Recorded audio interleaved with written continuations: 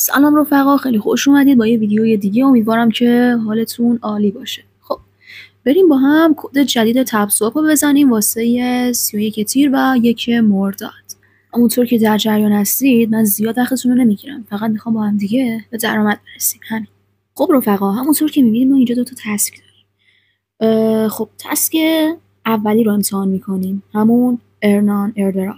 خب بچه‌ها استارت رو میزنیم و میریم ادامه کار. واسه اینکه این تسک فعال شه ما باید یه بار واچ رو بزنیم. و وقتی واچ رو میزنیم وارد یوتیوب میشه و به ما میگه که باید ویدیو رو ببینیم.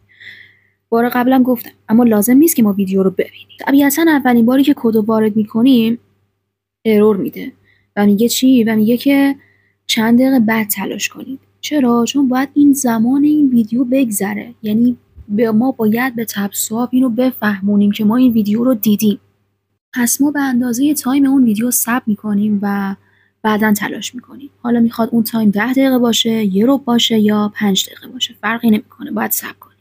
بچه‌ها لطفاً مواظب این اسم باشید و کد اشتباهی رو توی این تسک نزنید. 2000 years later. خب رفقا، چند دقیقه گذشت، ما برگشتیم که کد امتحان کنیم و ببینیم میشه یا نمیشه. خب قبل از اینکه بریم سراغ کد بهتون بگم که لایک، ساب و کامنت فراموش نشه.